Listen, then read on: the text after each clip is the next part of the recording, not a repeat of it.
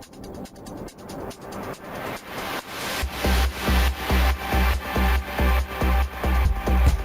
into your seats and get ready. It's time for the Mortarpod.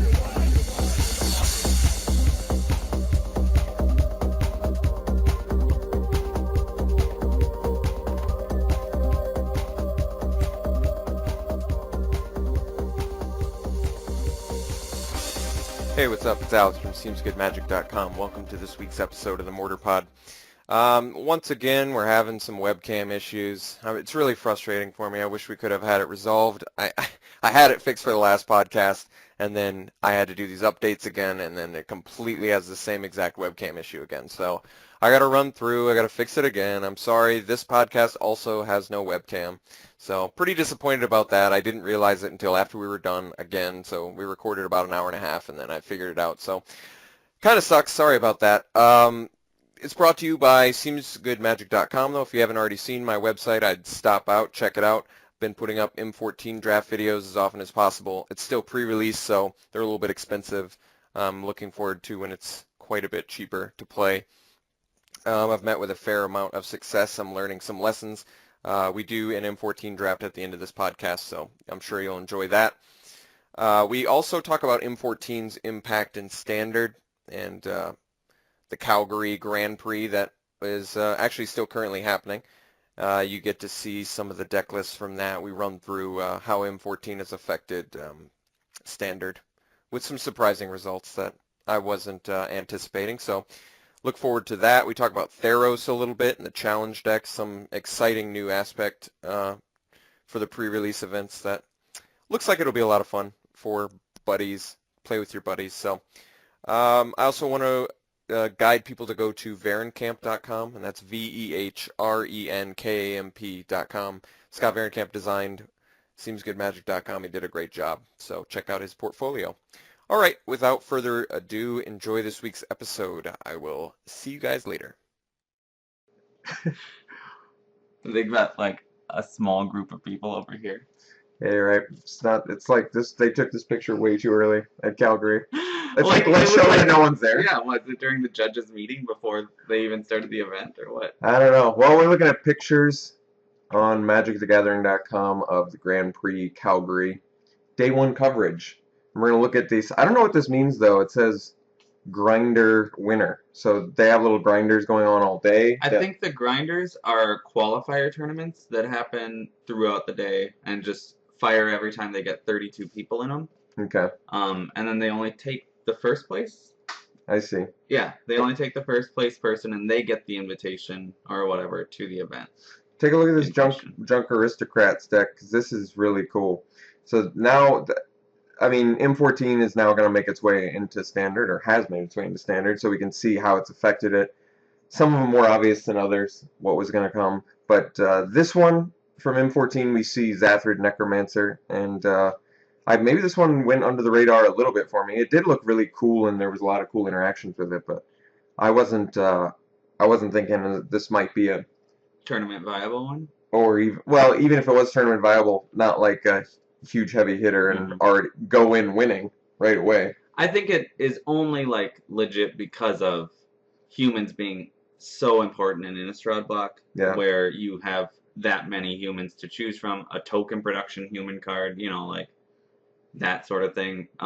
I feel like after Innistrad block rotates, this card might go back, kind of under the radar again or whatever, or just not be part of Standard in a large way again.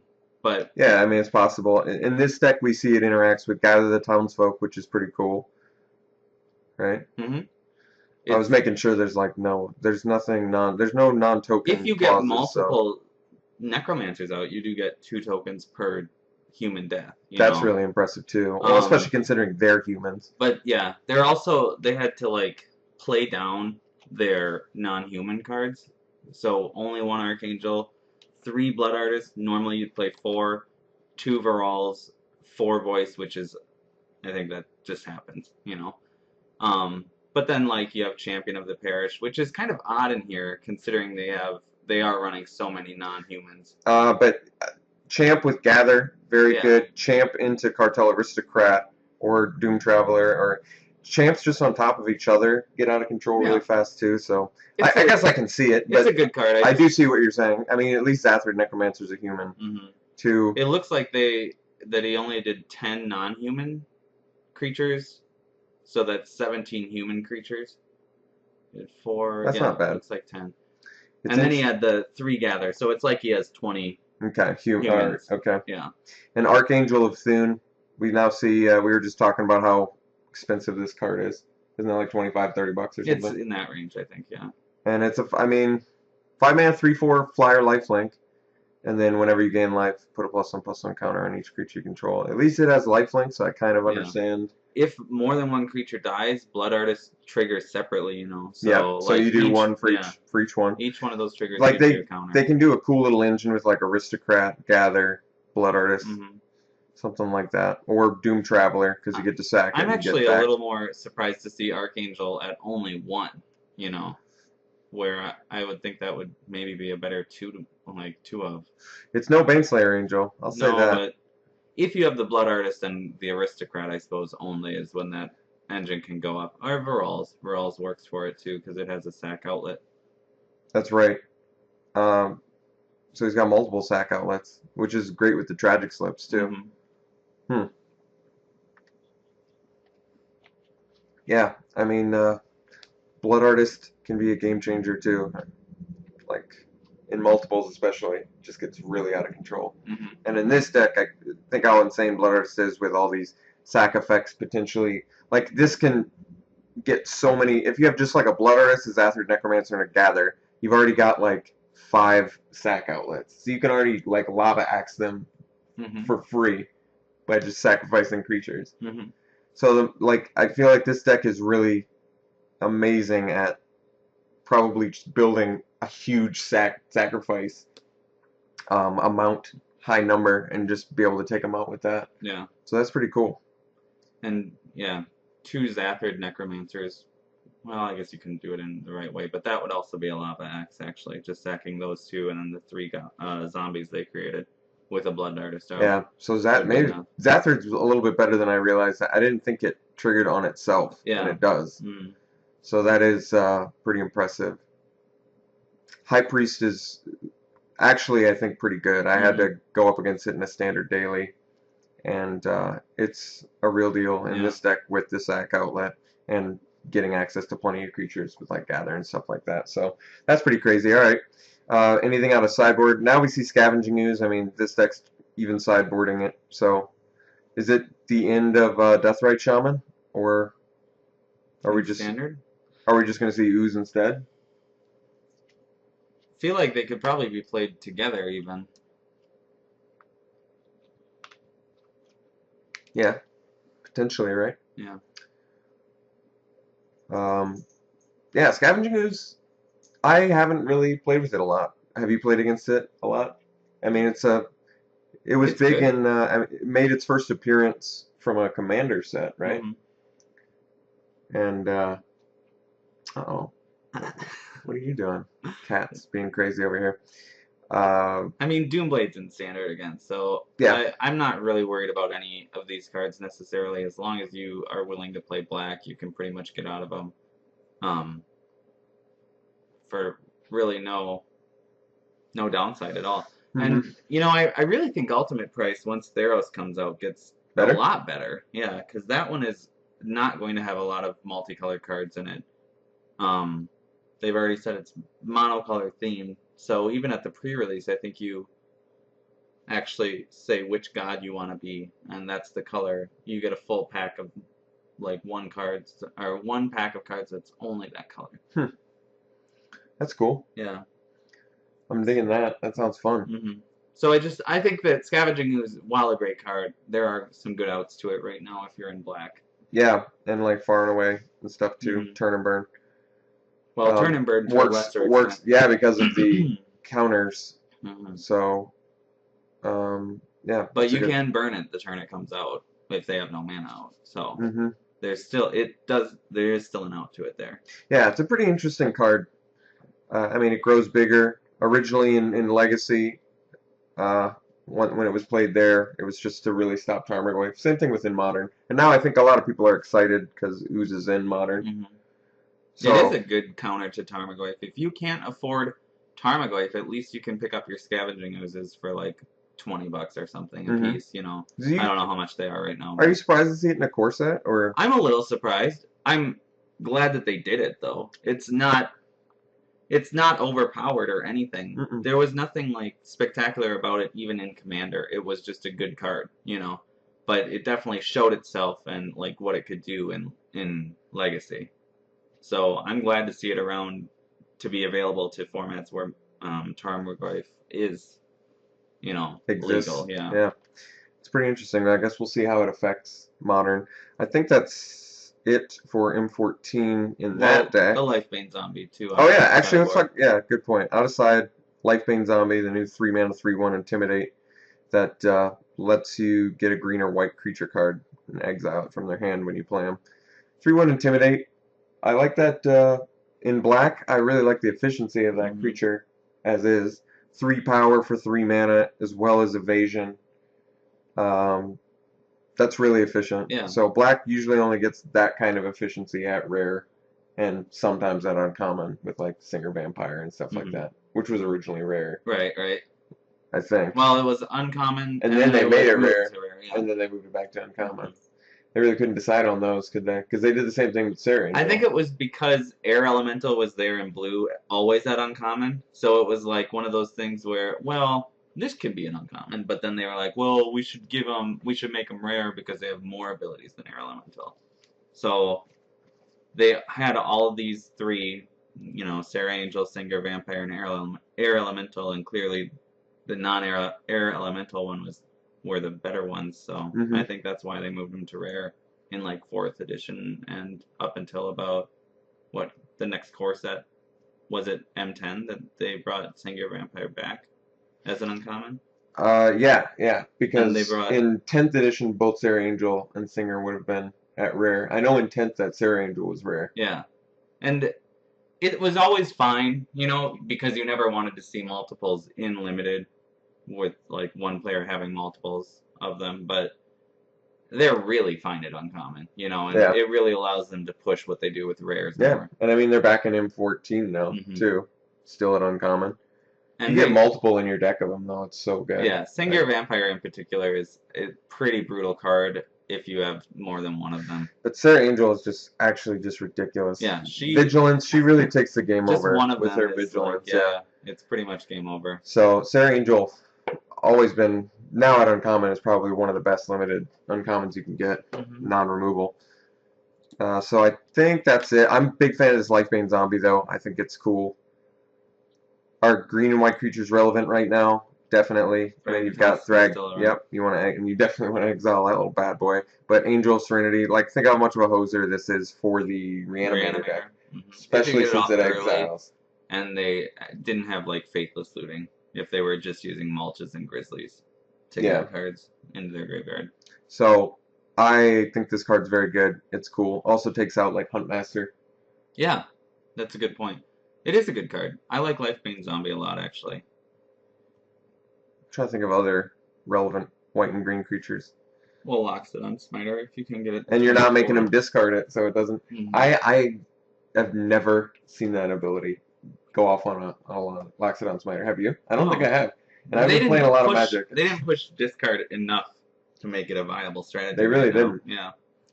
They've got the pick and choose kind of discard cards like Duress and Appetite for Brains, but they don't have target player discard. Well, it's only Rakdos' return, but that's played later. It feels like, or not. Loxodon Smiter comes out before Rakdos. Yeah, usually on turn 2 off a ramp. So. And then you Doomblade it. Yeah. So. All right. Well, let's look at this list. Another one list that won this Jund deck. Let's see what we got. We got the Scavenging Ooze main deck, of course. Couple Rakdos' return main deck, which is pretty bold. 1 keyroom. This is I would think a main deck Rakdos' return would be a nightmare in any sort of aggro match. Like the red-green aggro, the Naya Blitz. I guess Naya Blitz isn't really played, but red-green aggro is certainly played. It's a popular archetype. Anything else, really? We got some other stuff in here, right? Maybe not. So not using too much of the new stuff, just pretty much the scavenging ooze. But this does look like a good list. It looks pretty consistent. Mhm. It's got a lot of different types of answers, a lot of one-ofs, Abrupt Decay, Doomblade, Dreadbore, Key Rune, Double Putrefy is pretty good too. Putrefy, Phenomenal, Removal. Dreadbore is pretty sweet. It's cool to see that. A lot of creature destruction. Quad, Bonfire of the Damned. Definitely insane. Olivia and Huntmaster. Thragtusk. Just a lot of game changer Mhm. creatures, so pretty cool. Another Jund list. Definitely more scavenging ooze once again. More out of sideboard. A little bit of This one slaughter with games. No Liliana's main. Alright, here's our first little look at Burning Earth out of the big rule list. So Burning Earth, this is a card that I thought was going to be worse than Mana Barbs, but I don't know, I'm starting to maybe come around on this card in the right deck. It's 3 and a mountain, so 4 mana enchantment. Whenever player taps a non-basic land for mana, Burning Earth deals 1 damage to that player. I saw like a mono red deck that was running it. I thought that was kind of cool. Mhm. What are your feelings about Burning Earth? Do you think it's gonna, like, it's pretty limited in what kind of decks are gonna be able to play it? Yeah. And even if you do want to main deck it, you really want to make sure you're punishing your opponent. I think that early. mono red is the best place for it. I actually am surprised at how many non-basics this guy is getting away with and running 3 Burning Earth main deck. But I suppose if you get your early guys out, then you can drop a Burning Earth after you've landed something like Thundermaw, Hellkite, and just beat He's also base. got Thragtusk, Yeah. so he can maybe gain some life Well, and that totally negates paying for Thragtusk, or tapping out to play Thragtusk, and even Huntmaster to an extent too. Predator Ooze, just a That's non-stop interesting. threat. Yeah, it is pretty interesting. That's very interesting. I mean, it dodges Supreme Verdict. Yeah, it doesn't dodge Azorius Charm very well. No. Dodges Doomblade. I guess if you were expecting to play a lot of Jund. Yeah, that's a good point. It's actually very good against Jund. The only things it can do really like are Liliana to make you sacrifice it. Mm-hmm. And they play 1 main deck or 0 main deck, So, and with the new Elvish Mystic now, which is also from M14, so definitely have an upgrade from Arbor Elf, which is nice. I think the theory was that Arbor Elf might be better than like Llanowar Elf because of all the shocklands in the format. So it's really like they could add different types of mana. But I think everybody was disappointed with Arbor Elf. Yeah. It actually was so bad it wasn't even really seeing play, was it? No. I think it was a good try, and I think it was mostly because they didn't want like straight up guaranteed ramp in standard at 1 mana. So, like Deathrite Shaman even comes with you have to have a land in your graveyard to activate it. So I think that they wanted you to have to work for it, and I'm glad that they removed now all those like untapped lands, and now they're giving you this instead, Yeah. So I think that was kind of their trade-off. And why do you think they didn't go back to Llanowar Elves, or why do you think they didn't? They got rid of Llanowar Elves because it was plural, and they always only showed 1. So it was a weird name? Yeah. They reprinted that card a long time. Yeah, they did. It's also, I guess it's better that they're not referring to a place, Llanowar. It's better when you have like an ambiguous, just an Elvish Mystic. It's true. Because it's such a staple card, you don't even want it to be like associated with a location anymore. Yeah. And I don't know how often they do that anymore, except for in non-core sets. I mean, they call out places in core set cards, but you're right. That's another, especially on such a basic card. Elvish Mystic allows you to print it in non-core sets, if you want to put it somewhere else. But yeah, so this probably is just going to be the new one that they use, I'm thinking. But Elf Ball now has another ramper, if they even need it. They already had Findorn Elves and Llanowar Elves. Just like everything in the deck now is a ramp spell, Yep. essentially. But this deck looks kind of fun. I'm interested in Burning Earth. I want to know more about how good it is. Interesting. It's intriguing, Mm-hmm. but I mean, it's not that good against Thragtusk either. So, but Yeah. I mean, I guess the point is, if you're not running a lot of non-basics, I could totally see Burning Earth being a legitimate, I mean, at least sideboard strategy. He is running like He's 12. running, yeah, he's running quite a bit. The mono red one makes sense, but you might not even have to do mono red He's to running make 12 basics. to make Burning Earth work. You could do a green red aggro like this, Yeah. and still make Burning Earth work. I think. I mean, this guy did it. He won the grinder with it. Yeah. So I This think is that really- it would be yeah, it's very pretty good strange. against It's blue, white, big. red, flash, Burning Earth. yeah, that's true. I think all of their lands are pretty much Mhm. non-basics. Even Jund, I think, is mostly non-basic. Looks like a lot of Jund being played. Next list, more Jund. We got Scavenging Ooze. This one looks very similar to the first one. Yeah, except- we got Ratchet Bomb seeing its first appearance out of sideboard here. Rolling Timbler too, interesting. But Ratchet Bomb's back. Are you? It's fine. Yeah, I don't really care either way, I guess. Token's not that huge of a deal right now. I mean, against that other list, the black-white tokens list, I guess it's decent. It's not even that good against It them. can like help out against Bant Hexproof to an extent. I feel like if I was Jund though, I'd still rather play Glaring Spotlight if I was gonna take out Bant Hexproof or something like that. Yeah, it's interesting we haven't seen any Bant Hexproof. Here's Naya Beats. So, Arbor Elf being played. Now, that's surprising. Opted for that one over the Elvish Mystic. Yeah, but I guess in this case he needs a lot more non-green mana for like Boros Reckoner and Loxodon Smiter, I guess. Yeah, I guess don't that's know. true. He's also got Pilgrim. He just wants his turn 2 Smiter or turn 2 Reckoner. If he can make that work. Like turn 1 Stomping Ground, Arbor Elf, turn 2 Reckoner, Smiter. It's pretty strong. Mhm. Gorkland Rampager. Just turned out to be a phenomenal card. I don't even think it was overhyped at all. I really do think this card is just such a great mana sink for red and green. +4/+4 and trample. It's really it's been such an amazing card for like the Naya Blitz or the red green aggro to beat opposing Boros Reckoners, to go over top of Restoration Angels. It's always like it's out of nowhere, it's huge. They want to chump with their Snapcaster. You're like, no, trample, get in. It's really just it's a phenomenal spell. Can't counter it, so Can't counter that. And the best part is, like, after a sweeper, playing a 4-mana 4/4 trample, so it's an efficient body too. Just a really, really it is powerful. Like, probably the best Blood Rush card. Yeah, I think it is. I'm trying to think of the other sweet Blood Rush cards. I like Rumble that. Hulk is good. I like that one from Dragon's Maze, the Pyre Wild Shaman. Yeah, And it's not seeing any play. It's like no one really cares about it. I think adding Trample is just that much better. Yeah. You know. How much is a Pyre Wild Shaman to play? Is he 3 mana? He's a 3 mana, 3 and 2 to Blood Rush. Yeah. And then you pay 3 to return it too. That's a cool card, but no constructed play at all. Yeah. Not good enough. Out of sideboard, are we seeing any M14? It's interesting to see Triumph of Ferocity out of sideboard. I always kind of liked that card. Never really got a ton of value off of it, I don't think. Red green aggro.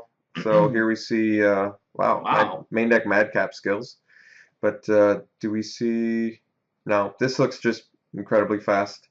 Strongkirk Noble, Cackler, Hellrider, Gorkland Rampager, Flinthoof Boar, Emissary, Reckoner, Domries for more value. It's got 28 creatures, so almost half the deck.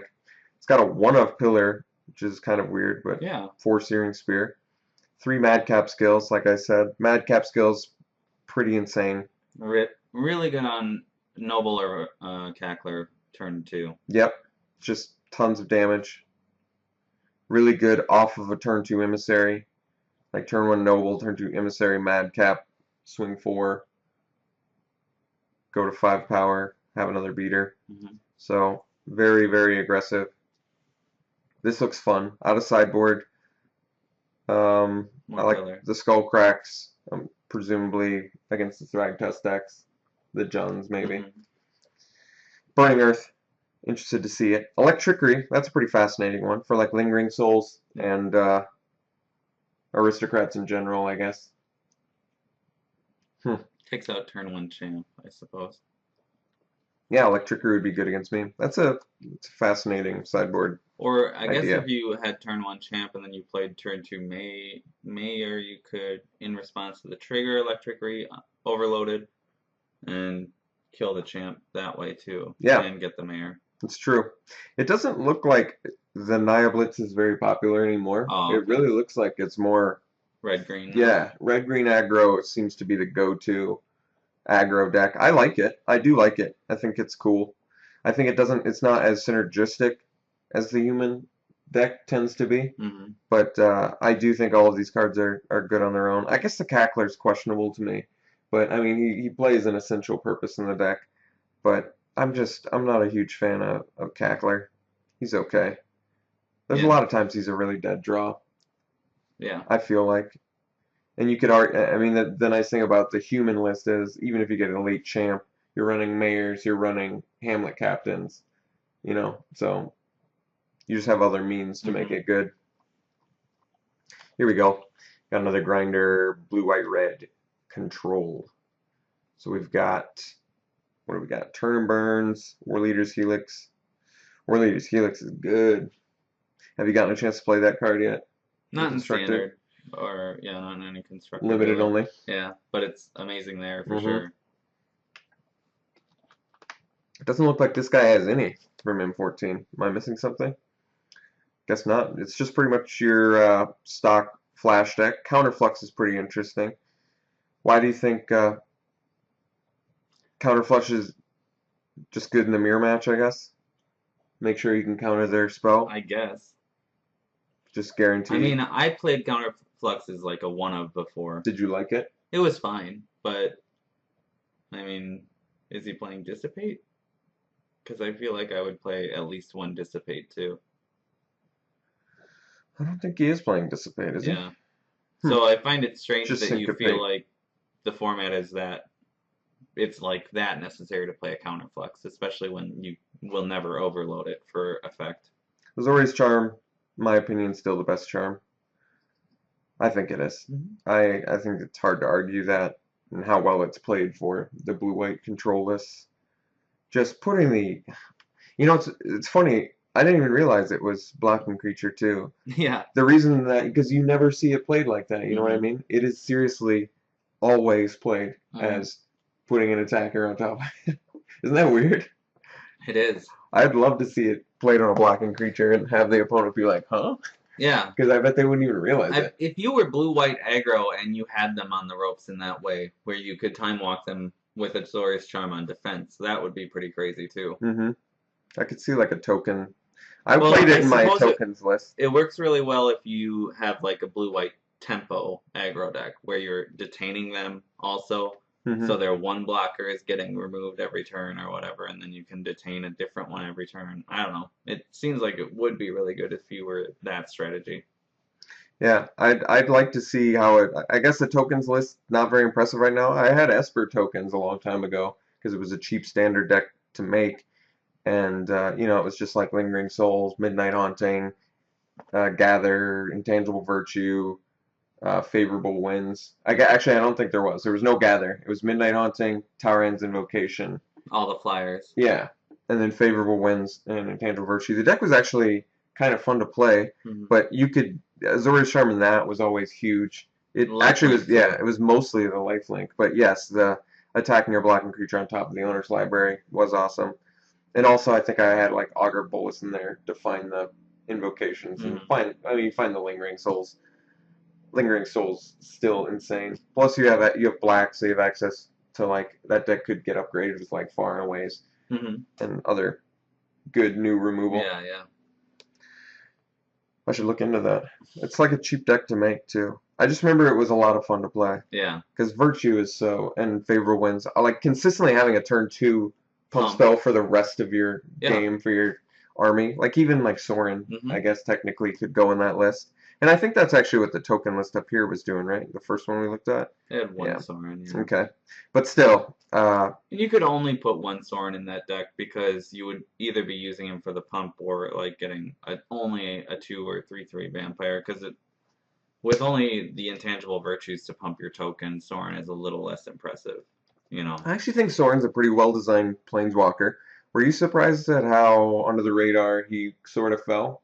Don't you feel like he was pretty heavily hyped? I remember when he was Yeah, I think spoiled, he was. he was heavily hyped. It was What I think is most interesting about Sorin is that he has two abilities that work really well together, and then a third ability that is just completely random as far as what it's like the rest that's of it. true. They just did like a triple vindicate Yeah. sort of thing. Which is it's cool, and when that ability is set up to go off, it's very obnoxious, you know. Yeah, and I have seen it go And off. I have seen it go off too, and it's very obnoxious.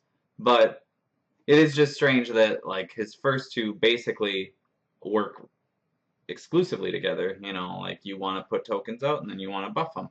And then the last one is I kill 3 creatures or up to 3 creatures and a planeswalker or whatever, and get them. Yeah, I think Soren is the first example we've seen of a guy who would just come down emblem and survive. Mm-hmm. He was the first Yeah. planeswalker to do And that. actually, That was sort of inspiration for Menade from the Mhm. set that we made. yeah, I suppose it's funny because it's like they want you to use only those first two abilities almost, and the last one isn't even something you necessarily build to.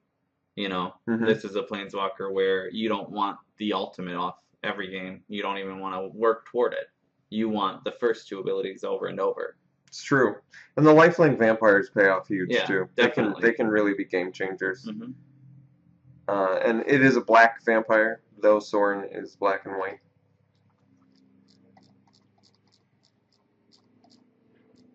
What were we looking at? I think Aggro Jund? We hadn't seen that one. Mm-mm. I think we saw that one already. Okay. Aggro Jund. This looks fascinating.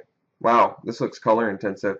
But we got Arbor Elf, Falconwrath Aristocrat, Flinthoof Boar, Huntmaster, Scavenging Ooze, Strangleroot, Thundermaw. And we were just talking about how nobody played Arbor Elf, and then we've seen 2 winning deck lists with Arbor Elves in them. Yeah, I'm actually really surprised. Mhm. I had no idea that Arbor Elf was played that much. I was really under the impression it wasn't seeing much play at all. I think it's niche for decks that need the guaranteed like color fixing, you know. Yeah, I mean the colors on this one are ridiculous. I guess it's mostly green-red. It's pretty much just splash black for Falconwrath Aristocrat and then your removal. Mm-hmm. Also for quad bonfire, which is An interesting. pretty insane. Well, I guess he's got a fair. He doesn't have that much ramp actually. A couple Farseeks. So a couple Farseeks, 4 Arbor Elf, so it's like 6 ramp spells.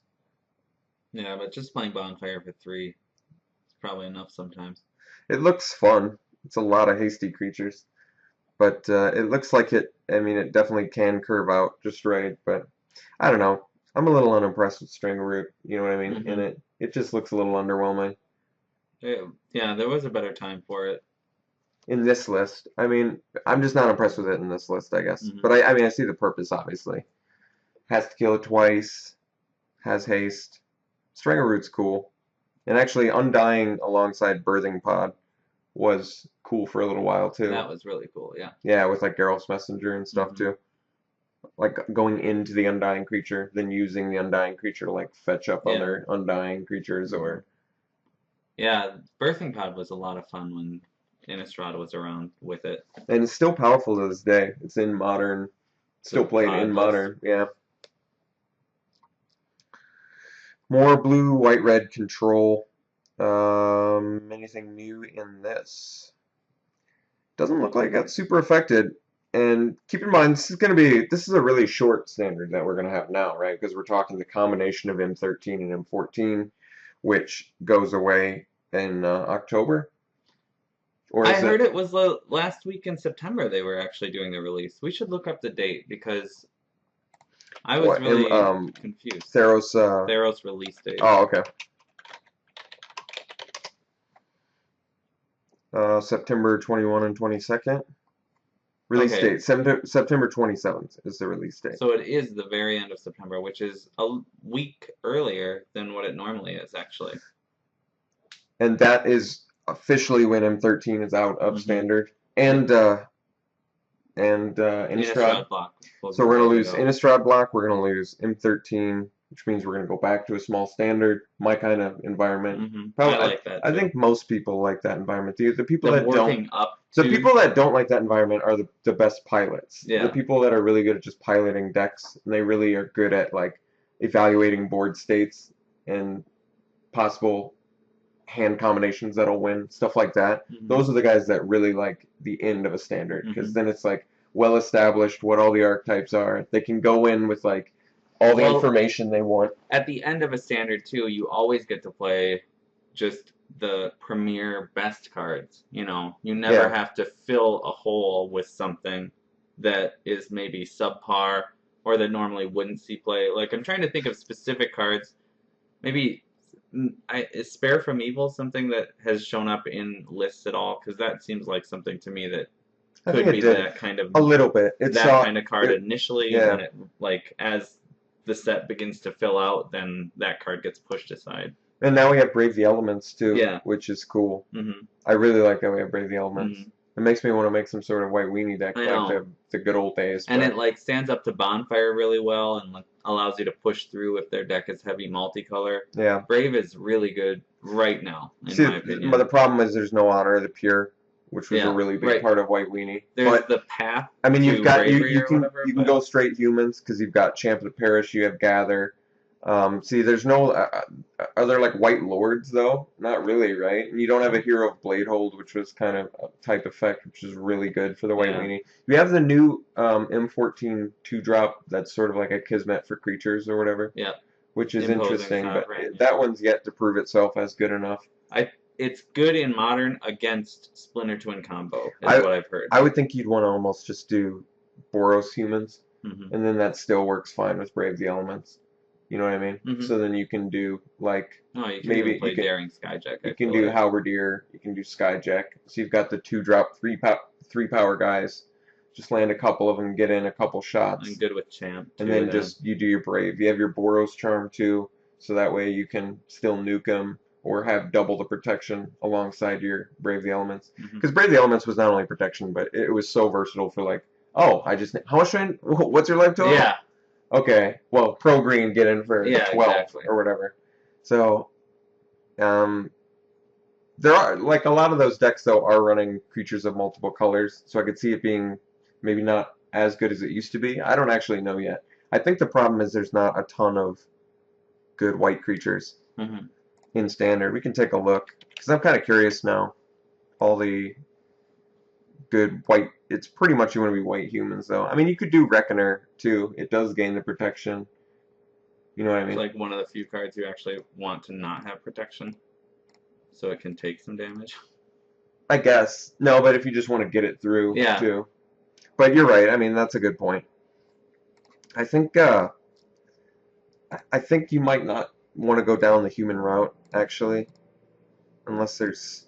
I'm not like sure a there's. huge payoff. Yeah, The I'm only not sure thing I there's can enough. think of is Champ. Let's just take a look at the white creatures. I'm curious. You shouldn't limit by selection, should you? Because that won't show you the multicolor white creatures. Oh, I see what you're saying. Just do that, and it should only show you white and something else Okay. creatures or white creatures. Take a look. Boros Elite. Definitely good. proven itself to be good.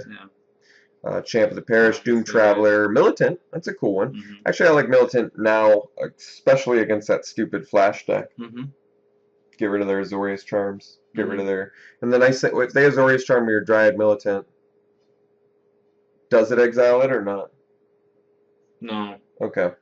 because the last thing you do is put it in the graveyard But this isn't human, so this wouldn't work for like a if human. you were building. Yeah. humans. But Judge's Judge Familiar Slayer's kind of a very cool one. good, Yeah, that's a good one. I actually like that. That one's really good. I wish it did more damage. I think that's kind of my issue with it, but I like its purpose, how it's kind of like a little mana tide on the board. If you could work your deck correctly and be multicolor, you could actually do like Civic Saber multicolor, like Oh, I see what you're saying. That'd be kind of white cool. With the with militants Brave and the Judge's elements Familiar. and stuff like that. That'd yeah. be fun. Yeah. If that's available. Like even So on you're- LoJack Halberdiers, it's Oh yeah, 5-2 You're first straight round, up. potentially. You're straight up playing Civic Saber like Bone Splitter. Yeah. Like Bone Splitter. Yeah. That's cool. No, I this might be something fun to brew up. Mhm. Oh, actually, Selfless Cathar is interesting because of the pump. If we were playing a ton of 1-drop creatures, Yeah, if I you could wanted to see go that. like just mono white or like more mono white, I guess. Cathar's actually cool alongside the new black, the Zathrid Necromancer Yes. too. I actually like that. Yeah, especially on defense because you get the zombie first, and then you can have Pump it be a it, 3/3. true. But even if you've already made a few zombies, you just use this, get more zombies, swing in Mhm. with your pumped up zombies. Soulminder new in M14. I'm not a big fan now. I haven't even I've gotten it and not played it before too. Pretty basic So, effect. Yeah. Suntail Hawk. It's kind of cool to see this back. Wasn't this originally in like 8th edition or something? Or I like think Onslaught was the first time. okay, what do you think of Suntail Hawk? It's a fine card, like Good enough. it's what it does. Probably not good enough constructed. No, Warfalcon. Would we want him in that white weenie Knight or list? Soldier. Dryad Militant works with Warfalcon, but I don't Not know. Judge Familiar. No. Okay. Sunstriker's interesting, but probably not good enough. Let's look for some good stuff here. Arrester's cool. I really like the Detain. as like a Alongside strategy. Brave. That'd be kind of cool. Yeah. Especially if your 1-drops are 2 power, and then you can be like, oh, I'll detain your blocker, swing in. Really good against red and black aggro. If they play first turn Gravecrawler, you play Azorius Arrestor and detain it. Then if they play Spike Jester, you can just trade it. Yeah. And Even- not have even- taken any damage. Even Lee of Sky Knight, even though. Well, and yeah, like any of the detain guys are good because it slows them And while still works allowing with you to Brave. go. Yeah. Patient Knight's new from M14. I like it in limited. But Aristocrat would be cool. yeah, Aristocrat's cool. Little sack outlet too. Skyjack, like we said. Deputy never really saw any play, although it could have. Elite Inquisitor is a cool little. I like Elite Inquisitor. I'm trying to think a if lot. he's actually good at all. I liked Elite Inquisitor because it's pretty much protection from Olivia, which is kind of unique. Mhm. There's not a lot of cards that. Stops like a lot of zombies. Yeah. Basically all of them. No, it can. Are there a ton of zombies played right now? Not really, I guess. Well, Black Red Aggro is still out there. I think it just A little bit. I don't know how popular it is. that popular. Yeah. High Priest never really got around to being much. Knight of Glory, here we go. That's a good 2-drop. Mhm. That's probably good enough for the list, right? I would think so. I'd think. Pro Black is relevant with Doomblade and Standard too. And alongside Brave, you get 2 color protections. Yeah. So that's kind of cool. Let's see. Near Heath Pilgrim, see some sideboard play. Precinct Captain's actually kind of cool It's alongside okay, yeah. alongside Brave. hmm Get in, Definitely there. get some blockers. Sarah Avenger, I don't know. Too bad. Sort of. Sunhome Guildmage actually is kind of fascinating. Kind Interesting. of like True Fire Paladin more, to be honest. I like them both. I just kind of like Sunhome because of the +1/+0, yeah. Syndic, interesting. All right, Thalia is a great yeah, one. Actually, good. Thalia, even though it makes your Brave cost 2, probably worth it. Protect it from Azorius Charm, like, that costs them 3 mana or whatever. Yeah, Like, really screws over control to keep your Thalia around. And if it only costs you 2 mana to do that, that's fine. Tide Drinker would be another good one to, still get in. Yeah. And and actually, extort off yeah, it. extort. So Syndic even, Yeah. you know what I mean? Yeah. Because then it like also does the same thing. That's interesting. hmm Extort alongside the 1-drop. Just make a super cheap deck and extort is icing on the cake, hmm sort of thing. True Fire, like you said, pretty cool, but It's very mana intensive, Yeah, but so and- is Sunhome. yeah, they both are. Voice does actually work with It's Brave. actually really good with Brave. Because on their turn, when And they then want to kill it, you're protecting it, and then on your turn, yeah, and then the they- token also you can protect. yeah, either one is protected by the Brave. I like that. Let's see, the Halberdier, like we talked about, probably good enough. Attended Knight, if there was some way, I want Attended Knight to be good enough to be played. I guess because it's 3 mana, it's just, A little clunky. it looks like there is enough to make that list viable. I'm surprised there's not more flyers. You know what I mean? think we're only at 2 drops. Yeah, but I kind of wanted to keep it at that if we're trying to be okay. Brave aggro. I mean, we can look at 3 for sure. I don't think they're Like Reckoner. Yeah. I mean, you could top out at 3, definitely. Crusader. of Odric. Pretty interesting. Fiendslayer Paladin. Kind of cool. Frontline Medic. Probably. That'd be really good. Yeah. I guess it's a little bit redundant with... Brave, but... Not really redundant, but... But I think Brave can work then a different aspect of your deck. And if it's you not have like frontline. it's not like it's Oh, bad. Geist. Geist would be sick with Brave. Get your Angel, then give him protection. Before blocks. Yeah, so guaranteed 6 damage. Geist is crazy with Brave. That's kind of fun. Yeah. That'd be a good... So maybe the Leave Sky Knight Detain route might work better. Mm-hmm. So less humans like champ and stuff, and more maybe like Skyjack and Syndic or something maybe. Mm-hmm. Let's see. Kingpin's Pet. Smiter. Leave Sky Knight. I want to be good enough, but Master of Diversion. Have you gotten a chance to play this yet? Mm-hmm. Excellent card. Yeah. Really insane alongside your like pacifisms, alongside your celestial flares. Oh, You know what I mean? Yeah. So it You really, can guarantee their blocks or whatever. yeah, you like set up how they block, and then you get to take out however you want. Master of Diversion, I can imagine this being ridiculous in multiples too. Mm-hmm. Just take out like all their blockers. So I really like this card a lot. I like it more than Snare Squad, even though it's a 2/2. I can see that, yeah. Seeing anything else good at 3 mana? Silverblade. That's pretty insane with Brave. Yeah, that is really good with Brave the Element. Yeah. Sin Collector. Interesting. Legionnaire Flies. Didn't see any Sin Collector in any of those lists, did we? We didn't see any that. Reanimator at all, which is where I think Sin Collector gets put mostly. Yeah, you're right. No Reanimator. That's interesting. Sky Knight Legionnaire gets some protection. I like that. Are we going to see a... oh, First Blade is kind of interesting. Are we going to see a Sliver deck? What do you think? Probably I not. don't know. I doubt it. Not good enough? I think too limited. I think not having enough of them is the biggest problem, you know? Alms Beast. I like a Johnny's Chosen with the auras. Oh, yeah. The card's funny. I could have taken it, but you know what I have been abusing? The other enchantment card?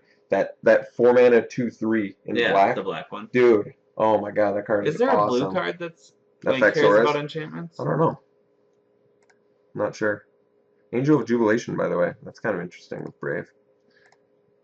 But yeah, there's actually enough creatures probably to make the Brave the Elements White Weenie deck work, but I kind of want to take a look at what Craig Wesco's doing. He'd be him being like the authority on what's good in Boros or White Weenie. What were we going to look up again? Just the blue enchantment. How would I look that up? Card. I would just look up enchantment from... In text. Yeah, from M14. Okay. M14. Just type enchantment. Yeah. None. Or I guess types. Oh, wasn't it that 6-drop rare that turns all their stuff into illusions or whatever? Well, yeah, but that's not an enchantment. Or it doesn't say... What do you think of Spell Blast? It's cool. Do you like it? They brought it back. Do you think it's a good counterspell? No, not necessarily. I mean, it's better than Syncopate Is it? in, like, the late game. If you... In the late game, yeah. But I don't know. I don't mean to say that it's, like, strictly better than Syncopate. Yeah. It's one of those toss-up cards. You know? Mm-hmm. Domestication. Whee! Rare and M14. Elite Arcanist. Pretty difficult to play, I'd say. Maybe I do kind of want to pick one up for our commander decks, though. Yeah, That'd yeah. be fun. Illusionary Armor. Have you gotten a chance to play that at all yet? Looks good. Me neither. I like it, though. Yeah. Looks like it's pretty strong. Really good on your hexproof guys. Yeah. You know? They didn't do too many blue ones this time, did they? Good on Glade Cover Scout, though. Let's see. What's Jace's Mind Seeker do? Oh, yeah, it's like a Diluvian Primordial kind of. They really like that Force ability in blue, don't they? Or just that type of, like, fat flyer with that ability. Isn't that weird? I'm trying to think. I feel like Memory Plunder was the first time they did that steal an instant or sorcery from an opponent's graveyard. but I'm not 100% sure. And then and that was a black and blue card. Now they've just made it exclusively blue. Okay. You know? So what do you think about that Dismiss into Dream? I think it's too hard to play unlimited. It's terrible. I saw it in. Well, it's cool if you have. It's 7 mana. Yeah, it's too expensive. It is, but it's cool alongside cards like that. Zephyr thing that gives flying. Yeah, you're right. That's kind of cool. I think it would have served blue better as a 3 mana blue instant, and just be like, this turn now all of your things are illusions, and then I can target them this turn and kill them. Mm-hmm. But a 7 mana enchantment that does it is too much. It's cool, but it's I mean, it's good for Commander because it screws over anything your opponent wants to do with equipment. Lightning Greaves is now a kill spell for your opponents, on all of their creatures. So it's fine in that way, but it's so expensive and just, I don't know, the payoff is not good enough for any standard or limited. I guess I can agree to that. I ended up passing it, so even if it came fairly late, 7th or 8th pick or something. I would always pass it. What do you think of Opportunity? Is that good? Good and limited. Okay, and very good and limited. Very good and limited? I was thinking the same thing, but I was trying to think how restrictive it is that it's 6 mana. I don't know. My opponent got to cast one against me, and it's very good because in blue and white in particular, you can do the blue-white flyer strategy that has the Seacoast Drake that's a 1/3 for 2. And then Griffin Sentinel, that's a 1/3 for 3. So you have good blockers to get to your late game. And they have Armored Cancrix in this set and Pillarfield Ox. So there's just tons of stall the board, and then I draw 4, and now I've got tons of gas to just beat the shit out of you in the air. Yeah. So Opportunity is pretty cool. Do you like the picture? No, I do not like the picture. And why not? It's a girl with a gem on her head. She has an opportunity. I don't really understand the opportunity of this. I just don't understand the picture. It's like a body of water on her head. Yeah. There's an ocean. Makes perfect sense. There's an ocean in her mind. When was the last time we saw Traumatized again? Has it been a while or not? M12? M13? It wasn't in any of the recent ones where Innistrad would have been around, I don't think. Because I don't think they wanted you to be able to mill your own half. Interesting. It's not like it really sees that much play, right? No. I don't think it does. Mm-mm. But it's cool alongside Jace. Yeah, Memory Adept. definitely is there. It's pretty crippling. Do you play Jace very much when you play? I mean, you probably do, right? I would assume you do because you play Control all the time. You play Jason Control. How much? Yeah. How good is he? Is he one of the better win cons that the Control lists have nowadays? I think so. Do you think that mid-range deck uses it post-sideboard in the mirror match or something, or it's strictly the really hard Control decks that are playing it? I would almost say it's exclusively Esper Control plays it, and they're playing it alongside Nephalia Drown Yards, and they're playing Verdict and Far and Away and as many 2-for-1s as they can to gain advantage until they can just drop a Jace safely and mill you out with it. Well, let's talk about Theros now. I want to talk about the challenge decks because these really have me intrigued. Well, and beyond the challenge decks, I guess all of the stuff they're doing with the Theros release. We should look at that page on the mothership. Then. Okay. Yeah, where is it on here? Down here. Which one? Heroes and. I don't think it's that one. It was a few days ago they put up the article. Was it in for Archives or was it a regular article? I think the it was. Path of the Hero, is that it? I'm not With sure. Dave Guskin? Yeah, I think this is it. Okay, so the cool stuff. All right, here we go. So this is the interesting part about Theros. They're going to be doing this choose your path for the pre-release. So at the pre-release, you choose the path you follow. Are you honorable, ambitious, reckless, feckless? I don't even know what that word means. Look it up. Have you ever heard of that? No. I've never heard of freckles. Let's see if feckless is a word. Ineffective, incompetent. Wow. Why would you want to choose that? Are you honorable, ambitious, reckless, feckless? Maybe you are all of these and more. At the pre-release will be your first chance to choose a specific path related to one of the 5 colors of magic and begin to level up as a hero. so RPG-ish. I love it. Hmm. So what do I mean when I say level up? I believe the most important factor in a series of individual quests is a sense of progression, and we have tried to capture that in the hero's path in a uniquely magic way. In each of the 9 quests of the hero's path, you will receive a unique hero card. As you collect these, you grow in power and become ever increasingly more prepared for the epic conflicts at the end of each arc. So the new items are called hero cards, and it's a physical card that has magic-like abilities, but it isn't a magic card.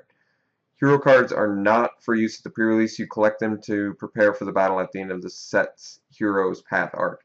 It's a powerful buff for when you battle terrible evil at the end of an arc of the Hero's Path, and there's a specific hero card in each of the 5 pre-release boxes. So the boxes I'm sure they're referring to are these different what path you want to choose. Yeah. So if you want to be the Protector, you can prevent 1 damage that would be dealt to a creature or player this turn. You can do the Philosopher's 2 mana tap target creature. You can do the Avenger. I don't know how much it costs, but okay. Target creature you control gains Death Touch. 3 and tap. Okay, and tap. All right. I think they're all tap, so you get them once per turn. The Hunter, tap target creature you control gets +1/+1 until end of turn. That's a pretty good one too. And the Warrior, tap target creature you control gains haste until end of turn. Yeah, they're all good. They're all pretty interesting. Which ones sort of stand out as the best? I think the Hunter is probably the best, as like just first glance. It's definitely for free too. Yeah, and I mean Avenger is good, but 3 mana is expensive to activate, you know. And the Warrior is good too. So probably the Hunter and the Warrior are the best, and then the Protector is up there too. Philosopher's not bad though. No, Philosopher is not bad. It's like a little icy manipulator. It's kind of interesting. They got to be wary of it all the time. So I'm not sure yet. They all look kind of good. But the whole purpose of getting these is from these new things called challenge decks. So the keystone of our Hero's Path campaign are 3 boss fights at the end of each arc, and you've said this is the end of each set. They're going to be having this boss fight. So these have a twofold purpose. First, as in the journey of the hero, they represent a threshold and its guardian, and progress to the next tier of legend can be attained only through victory. Second, as in many video games, they provide a solid place to test your skill and progress and receive a reward that can propel you to the next level. So facing the Hydra, this is going to be the first one for Theros, the first monster you fight. I had a different idea about what this is going to be, but that's okay. I still think this is cool. I would have liked to really see this take off as another variant. It would be really fun, I think, to have some sort of variant where you can play with allied with your buddies against something and still have it be fun. But maybe that's... I think this does fill that role. You can do it that way. I guess I would have just liked to see it more for casual play too. Let casual players do it too. Like make it casual player accessible. Yeah. But maybe they'll sell these in addition to like having 1 per store, you know. Maybe they'll also sell them for a certain amount. So apparently I'll read a couple of the cards from this challenge deck because they have a unique back on them too, but this one says Snapping Fanghead, and at the beginning of the Hydra's instep, the Hydra being what this Snapping Fanghead is a part of, at the end of this, the instep for it, it deals 1 damage to each player. And then Hero's Reward is kind of like loot. When it leaves the battlefield, each player gains 1 life and draws a card. And it's a 0/8. So I'm not exactly sure how you go about killing it. Do you attack it and it has loyalty, or do you... I think there is a person who heads the Hydra deck, right? And so they block. I assume it works like the Horde variant, but I'm not entirely sure. It says the Hydra follows a predetermined sequence of casting cards from its shuffled deck. So it's like they're not even really... But it's a shuffled deck. So that to me means this turn I play 1 card, this turn I play 2 cards, this turn I play 3 cards, like something like that, as a predetermined sequence of casting cards. You know? Yeah. I mean, right here it says you can run the Hydra against a friend, or a group of you and your friends can face it together at a variety of difficulty levels. So it's a gameplay format where your hero cards act as buffs, and you have to choose which one works best against the Hydra's abilities. That's cool. So the Hero's Path is going to continue. Each arc in the 3 sets of the block start with the pre-release, continues with the launch weekend, finishes at the game day with a new challenge deck. Oh! So each time, the first one is a Hydra deck. And then the second... that's for the pre-release. No. each block or each set within the block has its own challenge deck. But the game day is going to have a new challenge deck too? Each arc in these 3 block starts. No, I think that these first ones are completing pre-release and launch weekend like things there. Like you open your box and you get your first hero card. Then at the launch weekend, there's something that you have to figure out, and you get another one. Then at the game day, then you face the Hydra, which is the challenge deck this time. So you're like collecting your you're getting all of these heroes to level up and get the new abilities. Okay, that makes sense.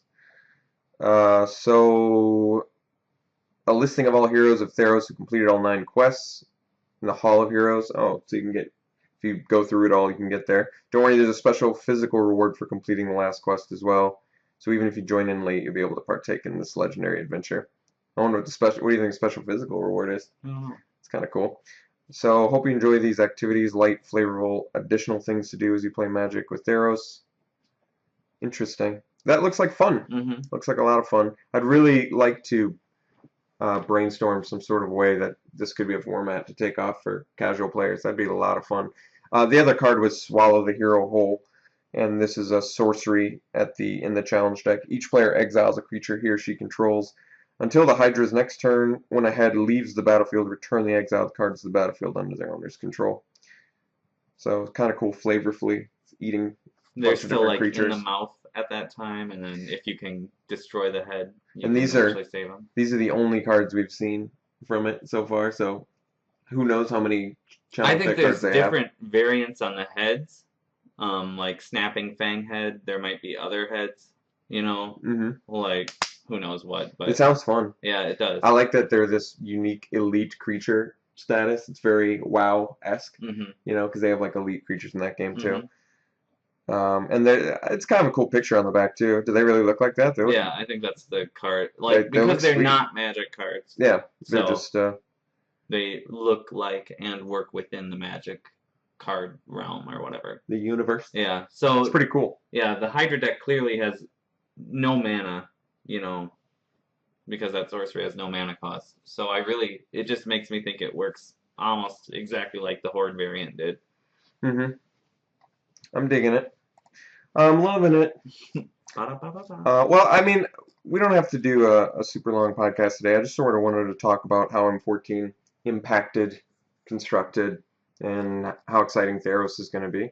Yeah, because we already know also that it's a enchantment format, right? It's going to be an enchantment set.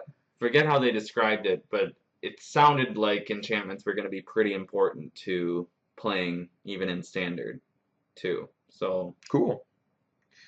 Yeah, let's hope so. It's been a long time, right? Like when was the last time enchantments were a big deal? Probably. It's been a very long time. The legacy deck, the Mesa Enchantress, Elephant Grass, whatever deck, you know what I'm talking about? Yeah. So there is like a legacy deck that does abuse enchantments, but as far as a block goes, I think Urza's Saga is like Urza's block is the first and last time they actually did one that was heavy enchantment themed, and that one was like all of those enchantments were just not even very good at all. They didn't even impact the Standard because of the artifacts and the Tolarian Academy and the blue free cards that just broke it, you know. So they had all this enchantment stuff going on, but nobody gave a shit because you could just play combo blue and win games so quickly. Why bother with enchantments? Well, I thought we'd do M14 pre-release since these are expensive, but for the podcast, I thought it'd be cool if we do one together here. So I'll gonna walk you through an M14 joined one up here. Been kind of lucky with the drafts I've done so far, not in terms of winning, but I've found already gotten like a Mutavault and Scavenging Ooze, so I've gotten some good sellable cards. I feel like there was one more that was worth a bunch of tickets too, but I can't remember what it is. I'm a little bit surprised at how much Archangel of Thune is worth at the moment. Like I said earlier, it's at like 25 or 30. It just feels... Archangel of Thune really does feel excessively expensive at It's because $30 or $25, whatever it is. It seems just too pricey. Well, I thought you meant like its actual mana cost, but no, you're right. It No, does the mana seem cost of it, overexpensive. I guess, seems okay. Yeah. I guess it doesn't feel super mythic, but I see why it's mythic, because it's like you are continuously getting that effect just by itself. Oh, Burning Earth. Alright, so we opened, let's see here. Fire Shrieker is very good in limited. Yep. I like Rumbling Baloth as well. Yeah, It's a pretty it's a efficient really strong creature. one. Yeah, actually, at Common, I've been really pleasantly surprised with Rumbling Baloth. Fire Shrieker is good though. It's an uncommon. It's equipment. Equips for 2 to give double strike. It leaves us more open. I think Baloth's actually better, but it does pretty much commit us to green fairly hard. You could also take Darksteel Ingot. Leaves you open, allows you to really kind of explore different colors and higher mana cost spells. So, not exactly sure. Nothing too insane out of this pack in general. Let's see. Kind of like the Fire Shrieker. You like the Fire Shrieker? If you go flyers, it's good. It's just good on everything. There's like It's a good equipment. a lot of Intimidate guys in red and black. Rumbling Baloth is pretty efficient, though. I think I'm actually going to take the Baloth.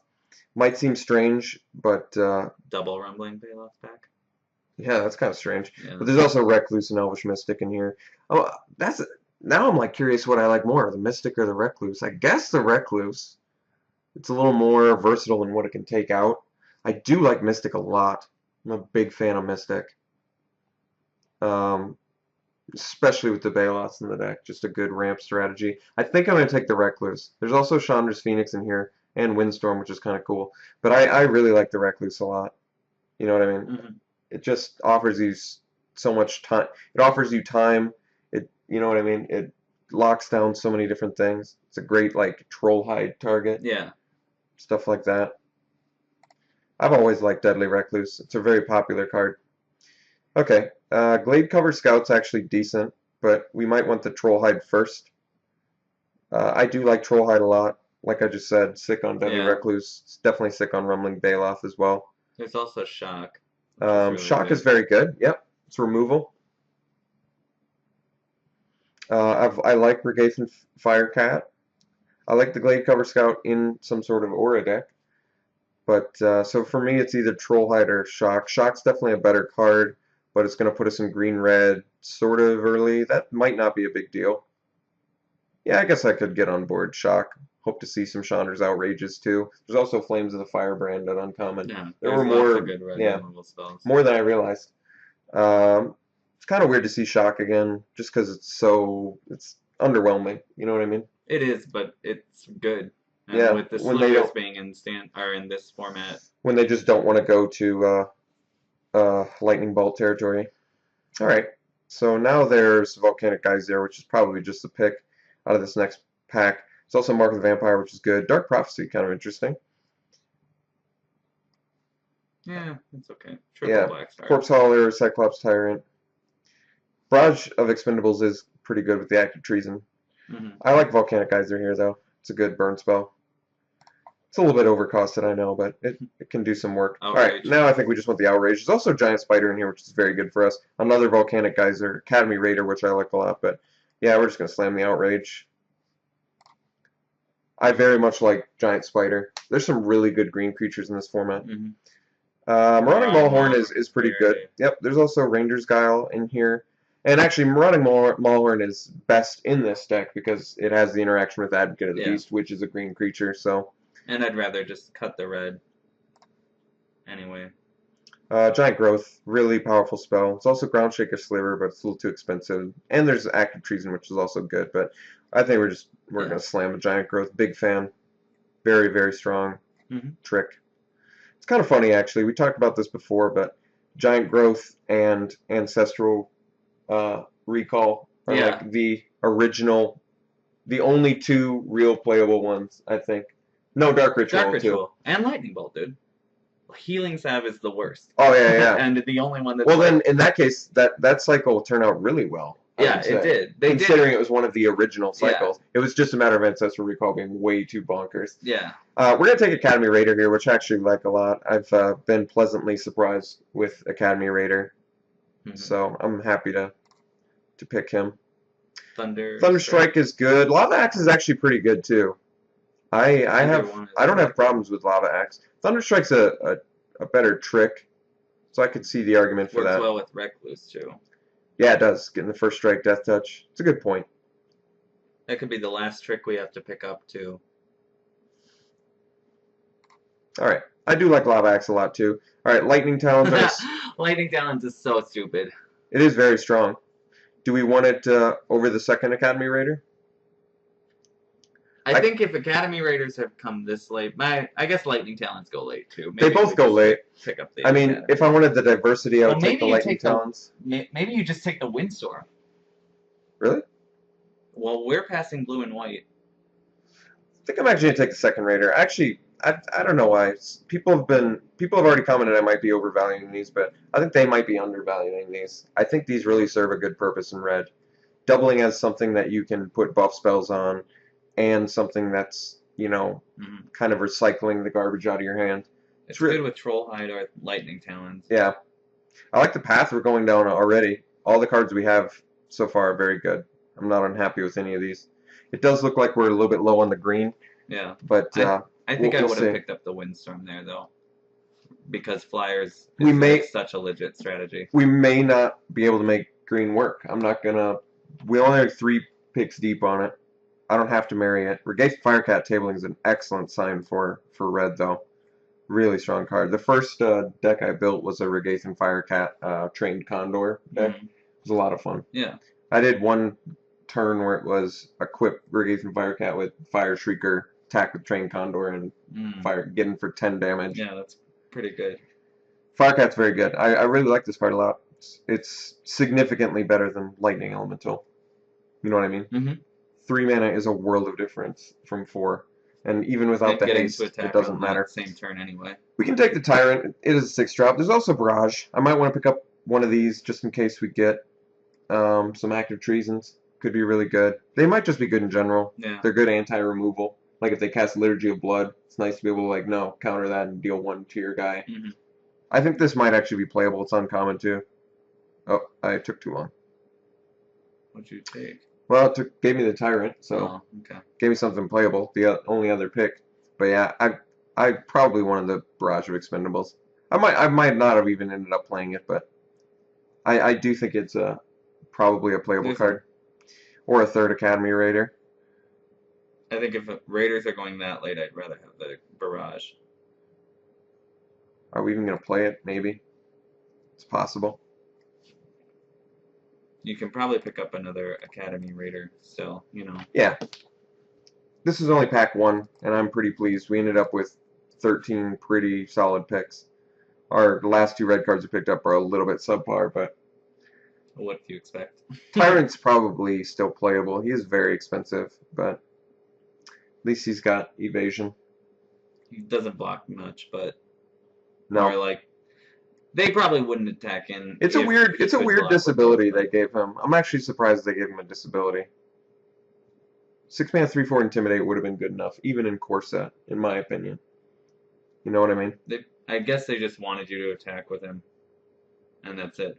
Yeah. I mean, Yeah. So I make him 3/4 instead of 4/3 or something. 3/4, I guess, allows them to attack in to less than great or less than ideal attacks. Ooh, Basswood Hydra. Shiv's Embrace. It's a green card. It's a real card. Advocate of the Beast. There's your synergy with Marauding Maulhorn. So also works very well with the Rumbling Baloth. We probably just want the Hydra. I'm okay with him. We want to be in green. This is a good green expo. What do you think? Are you not? I mean, Shiv's Embrace is really good. It is. I'm a little less impressed with auras in this format, even though there are a lot of good ones. You really want the hexproof, because the removal in this format is phenomenal. There's very, very strong and versatile removal for a core set. Because you've got Liturgy of Blood, you've got your Doomblade, you've got, you know, Shock and Chandra's Outrage and Flames of the Firebrand. There's a lot of stuff that, I don't know, stops the auras, I guess. I like the rare. I don't know. Okay. This is probably the worst Hydra, but his ability is still good. I mean, Advocate is good too, synergistically in here, but I kind of like the rare. Wow, pacifism. There's Battle Sliver. It's a 5 mana 5/3. It's actually not that bad. Just as a 5 mana 5/3. Plus we're in green, so we have the chance to get Like Mana Weft or some other Predatory. slivers. There's also Glade Cover Scout, but Ranger's Guile as well. Kind of good. Let's take the Battle Sliver. I haven't gotten a chance to play him yet, and he is uncommon, so I think a 5 mana 5/3 in red is good. Alright, we can take the 2-drop, we can take the fight card. There's the Predatory Sliver, though. I think we probably want that. I mean, if we're going to be in red anyway, I think we probably just take the Sliver. It's a bear. Hunt the Weak is good, though. I do like that card, but we're actually not short on removal. And I haven't gotten a chance to do the Sliver deck yet, so it'd be cool to get a couple of Predatory Slivers. I feel like the So much Sliver better deck is than- difficult to put together. No, I agree, but so much better than the Timber Pack Yeah. Elf, or Wolf. Mm-hmm. I had a 5 Timber Pack Timberpack Wolf deck once. It was so sick. And there was like a Thundermaw on it. And this was at the last, it was at like a Grand Prix I went to. It was ridiculous. And I played against like difficult decks too. Like I lost a game, gave up a game to like the Mythic Angel, whatever it's called. The 5-drop one. Alright, this pack's got the Rumbling Baloth, which I think we actually want over the Giant Growth and the Molten Birth. I'd rather get another Baloth. Okay. He's good. At 4 mana, he's such a good mana sink. He's so worth it. Guardian of the Ages, a little bit pricey. Much. Like if we pick up like an Elvish Mystic or anything, those Baloths are gonna pay some dividends, you know. Mm-hmm. I'd really like Elvish Mystics for many reasons. The Volcanic Geyser, the Basswood Hydra, The ramp to other our 4 elf drops. too can put counters on those beasts as well. The Advocate of the Beast? Yeah. Definitely. What are some other beasts that we have? Just those ones. For now, we can get more. Lightning Talons, there's also Trollhide in here. I like I could see Trollhide more. Trollhide. Yeah, I think Trollhide. You find the right opportunity to resolve it, and they're in a world of trouble. So, definitely playing it too. Be nice to pick up another Super good Predatory on Sliver. Cyclops Tyrant, actually. Or another Battle Sliver. Just as a bear, though, it's still totally playable, right? Mhm. It's not like you're upset with your 2 mana Well, 2/2. Yeah, I mean, it's different from Muscle Sliver because you're not pumping their slivers if you play it as a bear. Yeah, so definitely. It is a So much it's significantly better, bear. yeah. Let's see. Master Divergence is good. Seismic Stomp is a good way to get in. Yeah, could be playable. Sideboard. We've got the fat creatures, so we can make that work. Congregates in here, Master Diversion, Festering Newt, Divination. Some pretty good black and Cauldron. Cyclops Tyrant. late Corpse Hauler. I'd almost want the Cauldron. We can take the Cauldron. It's not great, but I'm not even sure we'd play it. I had a dude actually play the Fog Brew? Angel Enchantment. Oh, the life game one. Yep. It was a good That's juke. a good juke. It was a good juke. Yep, just recycle angels. And you generate the angel at the end of your turn, or at the next end step too. So some like sweeper effect, they can just sack and then Wait. Yeah. generate it at the end of turn. It's really strong. And like all of those angels have vigilance then because you can just keep sacking them. We can take the Glade Cover Scout here just in case we pick up some more auras like Lightning Talons or You know, like Flesh Pulp. another- Oh, he is 7? yeah, he's way too expensive. he's just a little overpriced. Yeah, take the unfortunately. Glade cover. But I'm happy to take Glade Cover. I actually think this card's pretty playable if you Yeah. have. I'd like at least 3 auras, I think, to really be convinced that I want him. Mm-hmm. But if I could do that, I'd be happy to do it. Smelt, because we passed Fire Shrieker. I don't think you want Leyline, or Lay of the Land, do you? Wish it ramped. I mean, there's also Celestial Flare is- Flare to hate. Yeah, I don't think we need either of these. I'm gonna hate that actually. Celestial Flare is pretty good. Deals with hexproof too. One of the few removal spells that deals with hexproof. That's actually really significant. Mm-hmm. I wonder if that's gonna. I was gonna say impact standard, but I guess not. Lead Arcana Scenario. Take it for your EDH deck. Yeah, good call. I said I wanted it. It's fun. Mm-hmm. Definitely not playable and Yeah. limited. Yeah, like we were only gonna get a Glade cover out of that, so whatever. Fortify is an amazing spell and should not have gone this late. I would take that. Yeah, I actually played it to great effect Yeah, in one of my drafts already. Every so. time I've played it so far, like in the one draft I did, it was amazing. So Looks like we were getting cut quite a bit. this second pack, I think it was because initially we passed a lot of green to the person that way. But I'm still happy with the green that we have, Yeah. and we can definitely make this work. Yeah. Pack 3, I'm really gonna. I'd like to pick up some more low-end creatures, so some more deadly recluses or predatory slivers. Any sliver at all, I guess. Not really the first strike one. I don't like that one very much. Blur is fine following Predator or Predatory. Yeah, Blur's all right. I guess we don't have to force slivers. If I see a battle or a predatory, I'll be really happy. I think it's the pump ones you want. Yeah, it to is. Get, and then like just because if you get they the other operate ones, just they're fine. yeah. They operate fine on their own. Mm-hmm. Let's cut the cards I'd prefer not to play. Oops.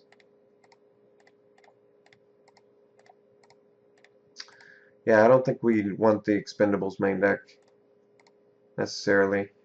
I'm not opposed to Seismic Stomp main deck. It works well. I think it does. Usually flyers are attacking. You know what I mean? It's only like really bad against Griffin Sentinel. Yeah. The rest it's pretty damn good against, I think. Alright, Door of Destiny is interesting. We've got Hunt the Weak. We've got another Regathan Firecat. We have that Shiv's Embrace that you were talking about. Shiv's Embrace definitely being good with the Glade Cover Scout. Even on Rumbling Baloth or something, having a 6/6. I really like the Hunt the Weak with the fatties we got. We got some good fat to fight with. I'd take Hunt the Weak because, yeah, it's really removal. Good, really strong. Straight up removal. Rootwalla. Shock. Oh, another one? Got another shock. Rootwalla is very good, though. I do like that, but I think we want the shock. Just get the good removal. Pretty relevant removal. Buys us time to get to Outrage now, too.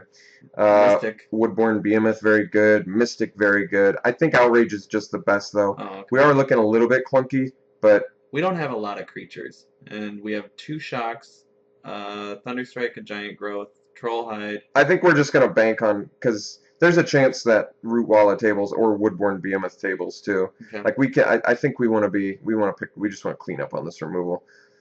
Take that Sliver, then. Or the Glade Cover, I guess. I guess the Sliver has some. It's actually not. Yeah, Giant Growth. It's yeah, and Trollhide. Totally, it's not that bad. It really isn't. It works with Shock actually, to take out 3 toughness guys. And we have a couple slivers already. Yeah. It'd be nice to see one more sliver. If we don't, It'd be though, really it's nice not the to end of the see Predatories, like multiples, two of them, 2 more of them. Might be a little bit too greedy, but I like where your mind's at on that one. That's good. Definitely like to follow up turn 1 striking sliver with the Predatories. A little bit clunky in the 4 department, but it's not like we don't have stuff going on early, especially with the Double Academy Raiders too. They're good with Trollhide as well. Mm-hmm. So 22 cards so far. We are a little bit short on creatures, like Jake said, but our removal package is pretty insane. Double Shock, Double Outrage is very good. A lot of double red, double green, which can be definitely can be an issue. I don't know that we gotta cut something. I feel like it's gotta be Seismic Stomp or Trollhide or something like that. Yeah, eventually. Let's just see what we can get out of these next few picks, I guess. But I mean, I'm not unhappy with how this panned out. We ended up with a lot of good removal and some efficiently costed creatures. I think it's just a matter of we got to see the right distribution of lands. Young Pyromancer. Young Pyromancer is a 2-drop. Voracious Worm is really good too. Yeah, we don't have means to gain life in here really. But it's life you've gained. Oh, yeah, sorry. I'm a big fan of the Pyromancer in here though, with the sheer amount of instant and sorcery. Yeah, sheer amount of removal we've got. All right, now we can take the Firecat pretty happily. Brindlebore's in here too, though. I kind of like Brindlebore, but I think I like Firecat more, especially with the removal package we have. All right, we can take a 3rd Academy Raider. You said we wanted some more creatures. Looks like seems appropriate. This is 15 creatures, 25 cards. Guess we take a foil here. Cyclops Tyrant. Dragon. Another Glade Cover Scout. Not looking that great in here. I guess we can take the Hatchling. Which also doesn't look that great. No, it doesn't. I'd probably play it over a Glade Cover Scout, though, because it flies. I might not even... I want to have 15 creatures, but we might not have that luxury. Plummet's an excellent sideboard card. Yeah. Probably main deckable, but we've got enough I like playables it in here. a lot in sideboard, especially with the amount of removal we have. We don't need another one that's restrictive. I might not play the Striking Sliver. I'd almost rather play the Hatchling over the 1-mana 1/1 first strike, just because late game it can at least do some things. If we're like flogged on the ground. Pyromancer is really good with our deck right now. Yeah, it is. We have quite a few instant sorceries. Ramble Crush is a good sideboard. It's a good opportunity to take out Jace Memory Adept. You get one chance. A Johnny, even Garrick. Well, we're at 24 right now, but we definitely want 17 lands, so I'm trying to think what we would like to cut. Probably the Seismic Stomp, I guess. Yeah. The rest looks very good. I'm happy with all of it. Plenty of tricks and removal. Like Jake said, Young Pyromancer looks very good in here. Double Shock, Giant Growth, Thunderstrike. Double Chandra's Outrage and Hunt the Weak. Yep. And Volcanic Geyser. Yep, that's a lot. That's like 9 or 10. Have you gotten a chance to play him yet? Pyromancer's good. If we picked up the Molten Bird, that would have been... Oh, we got a Verdant Haven too. That's awesome. Yeah, we're definitely going to make Verdant Haven work in here. So that was a very good late card to get. Works well with our X spells. Guess we'll take a wild guess, but I don't think we're playing it. And another Thunderstrike. So we can definitely make some decisions on how we want this deck to shape up. A little bit short on creatures, like I said, but that's probably okay. I still think we're probably going to play Verdant Haven in here. I think it's going to be worth it. We picked up a Verdant Haven, so that should help us quite a bit with any sort of mana issues we're having, you know. Yeah. We're going to be a little bit short on creatures, but the creatures we do have are pretty strong. I guess Academy Raider, not that strong, but I like drawing into or out of mana. Well, if we're playing Trollhide, then 24. Academy Raider is better. Yeah. Yeah, totally, I agree. Let's just move all of our... Because I feel like maybe we're taking out the Thunderstrike now. Even though it does work well with the Pyromancer. And the Firecats, for that matter, too. And the Recluse. But I think I like Giant Growth more. You have Double Chandra's Outrage still in. Oh, yeah. Volcanic Geyser. Okay. And Verdant Haven. So, quite a few non-creature spells. And like I said, we have 14, so I would like to cut... Thunderstrike is probably I guess we cut the Thunderstrike. Yeah, I like the way this deck looks a lot, though. Our 2-drops are pretty strong. Not that many creatures, but the Verdant Haven helps us get our mana fixing for our removal. We've got triple Academy Raider, so really sky's the limit on how much filtering we can do. You know, we should be able to find some fatties or powerful burn spells. So I like this. I think it looks very good. I think it looks very strong. Do you get to distribute the counters off Fastwood Hydra too? Yes, I believe you do. Yes. Okay. So that's pretty cool. Amongst any number of creatures you control. That's pretty good.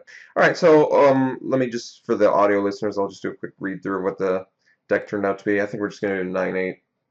I'd rather do a 9-8 split. We need double in both. And I want to see both. We need both early too, I think. But yeah, so it's 2 Shocks, Giant Growth, Deadly Recluse, Dragon Hatchling, Predatory Sliver, Young Pyromancer, 3 Academy Raiders, double Regathan Firecat, Verdant Haven Trollhide. Trollhide on Regathan Firecat sounds really good too. Hunt the Weak, double Chandra's Outrage, Marauding Maulhorn, double Rumbling Baloth, Battle Sliver, Volcanic Geyser, and Vastwood Hydra. Follow us on Twitter at SeemsGoodMagic. Live streaming Tuesdays, Thursdays. I've been doing it actually just random days too, so just drop by SeemsGoodMagic.com or go to twitch.tv/Inez27. Either way, you can see if I'm live streaming. Otherwise, Tuesdays, Thursdays, 7 p.m. Central Time. Email me at mortarpod@SeemsGoodMagic.com. Jake and I still putting finishing touches on the Kingdoms of Corinthan set, so got some work to do still, a little bit, and I some think play it's like testing. very close to being finished Yeah, at this point. So I still would like to take a closer look at some of the rares and mythics. Mm-hmm. I like them and they're worded well and stuff. I just want to sort of see how they play. But my plan is I'm going to put up a blog and it's going to just have all of the spoilers. So it's just going to be a really big blog with all the pictures and all yeah, that. and yeah, So we'll figure that out and do it. I am wanna gonna help do you with that. for Yeah. sure.